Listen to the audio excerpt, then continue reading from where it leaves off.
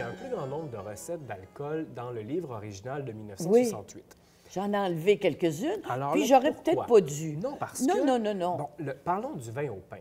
Je dois vous avouer qu'en fin de semaine, je me suis essayé. Parce que... Serais-tu un essayeux, toi aussi? Je suis un essayeux, surtout lorsqu'on me fait des propositions très étonnantes. Donc, j'ai fait la recette en fin de semaine. Ça va être prêt dans 3 semaines, mais je ne boirai pas ça avant au moins un mois. Ouais. En quoi ça peut être bon, un vin fabriqué seulement avec du pain et des oranges et des citrons? Je ne sais pas, je ne l'ai pas fait, celui-là. C'est pour ça que je l'ai enlevé. Oui. Mais je dois te dire que la liqueur de noyau, ça, c'est très, très bon, je l'ai fait. Que ce qui est très bon aussi, c'est de mettre une orange, puis tu la piques d'un clou de girofle, tu mets ça dans une bouteille de vin rosé. Au bout de quelques temps, ça, c'est vraiment bon aussi. C'est dans les recettes, là. Et parmi les recettes que vous avez enlevées, pourquoi? Parce que... Je ne sais pas, parce que ça valait pas non, c'est parce que je trouve que les gens font de moins en moins. À l'époque, c'était en 68. Moi, je faisais mon pain à la campagne. Je faisais, comme on n'a pas de on est loin puis qu'il n'y avait pas de boulangerie près, je fais chaque année, chaque été, je fais du pain. C'est du pain qui est peut-être moins bon. Mon pain, c'est du pain aux patates. Mais en toast, il est à se rouler par terre. Et il y a un plaisir à faire du pain. Puis c'est pas compliqué faire du pain. Le matin, tu fais ta pâte, et ça lève toute la journée, tu pétris un peu l'après-midi, et le soir, une tranche de pain. Ah, ça n'a pas de bon sens, tu manges que ça.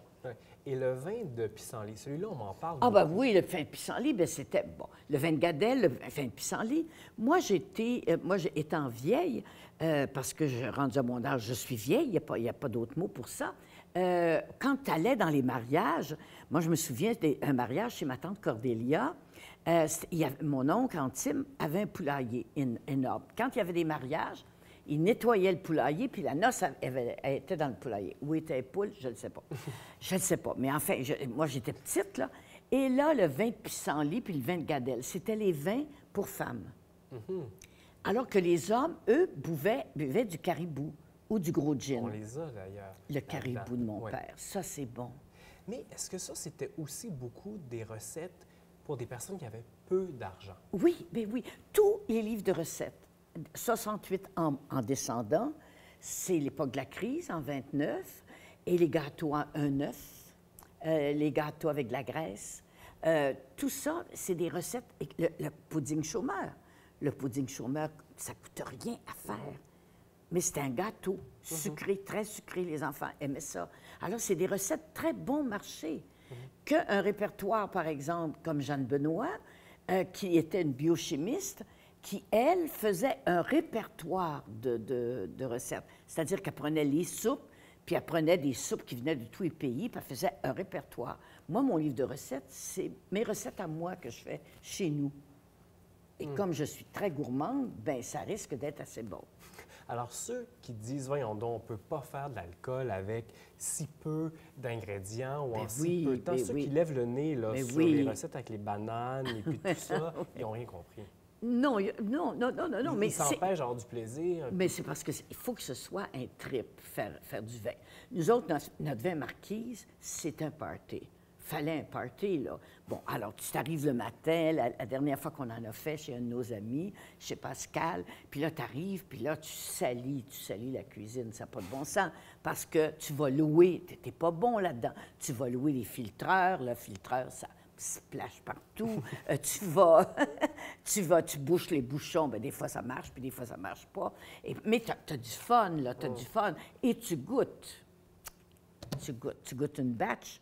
Y a-t-il une batch, celle-là, est plus sucrée? Tu goûtes donc, c'est plus sucré. Finalement, c'est un party, faire du vin. Alors, pas 4 bouteilles, là, mais en faire une caisse, c'est un party. J'en ai fait 8. Alors, 8? Ah, c'est ça, je t'avais dit, fais-en le double. Alors, et cache-en 4 bouteilles, parce que tu n'en auras pas. Mais là, on va en boire ensemble. Oui. À la fin avril, à l'émission Christiane Charette. Oui, c'est un peu tôt. C'est un peu tôt, oui. Ça aurait été mieux. Moi, ce que je faisais, là, je fais toujours du temps des oranges amères. Il y en a rue Saint-Laurent. Il y en a où il y a des Espagnols, où il y a des Portugais. Il n'y en a pas chez les grandes surfaces ordinaires. Mais tu peux acheter aussi une autre marque d'orange qui s'appelle Malteo, ça se peut-tu? Ouais, quelque chose comme ça, qui sont encore un peu plus amères.